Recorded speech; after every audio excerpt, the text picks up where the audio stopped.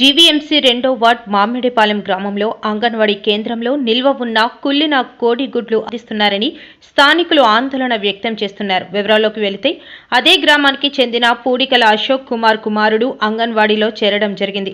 అంగన్వాడీలో గుడ్లు తీసుకుని ఉడికించగా అవి కుళ్ళి దుర్వాసన వస్తున్నాయని, ఒకటి ఉడికించిన సమయంలో పేలడం జరిగిందని, గతంలో కూడా చాలాసార్లు ఇలా జరిగిందని, వాటిని చెత్తబుట్టలో పడేయడం జరిగిందని అశోక్ కుమార్ తెలిపారు. గుడ్లు సరఫరా సమయంలో వాటి నాణ్యత చూడకుండా చిన్నారుల ప్రాణాలతో ప్రభుత్వం చెలగాటం ఆడుతున్నారని అశోక్ కుమార్ ఆవేదన వ్యక్తం. మాకు అంగన్వాడీలో ఎగ్స్ ఇస్తున్నారండి. మా బాబుకి అంగన్వాడీలో పంపిస్తాం కదా పిల్లల్ని. ఎగ్స్ ఇస్తే అవి ఏమయ్యాయి అంటే బాయిల్ చేసేటప్పటికి ఒక 2-3 ఎగ్స్ పేలిపోయినట్టు ఇలా పగిలిపోయాయి అంటే పేలుతుంది అంటారు కదా, అలా పేలిపోయినాయి. 2 ఎగ్స్ ఏమయ్యాయి అంటే కుళ్ళిపోయి లోపల పిల్లలు ఉంటాయి కదా, ఆ పిల్లలు ఏమో బయటకు వచ్చేసాయి అనమాట. సో జనరల్గా అది ఉడకబెట్టిన తర్వాత బాయిల్ అవుతూ ఉంటే మధ్యలో తొక్కలు ఎలా ఊడిపోయి వచ్చేసాయి అనమాట. అవి పిల్లల కాళ్ళు అవి కనిపిస్తున్నాయి అన్నమాట. అలాగే మాకు ఇచ్చిన 10 గుడ్లలో ఇస్తే అందులో 4 అలాగే ఉన్నాయి. మిగతావి అయితే ఇంకా ఉడకబెట్టలేదు, మరి ఎలా ఉన్నాయో తెలియదు. ఇదే కాదు, ఇంతకుముందు కూడా 2-3 సార్లు ఎలాగైనా జరిగింది.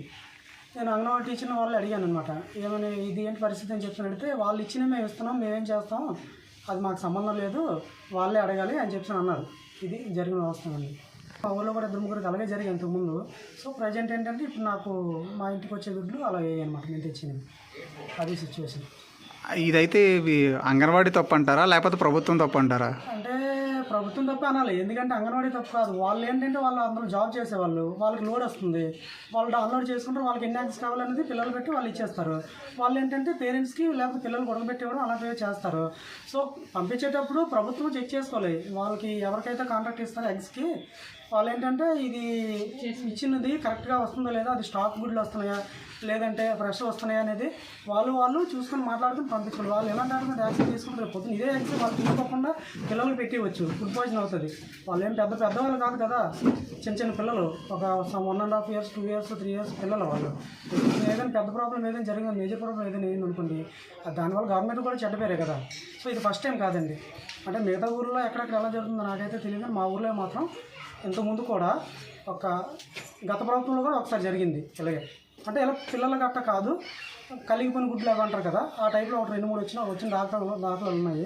సో ఇప్పుడైతే మాత్రం డైరెక్ట్ బాగా కుళ్ళిపోయాయి గుడ్లు. 3 గుడ్లు కులిపి ఒక గుడ్లోంచి పిల్ల అంటే బాయిల్ అయిపోయింది ఇంకా అది అలాగే. నా పేరు అశోక్ కుమార్ అండి. మాది మామిడిపాలెం భీమిలి దగ్గర.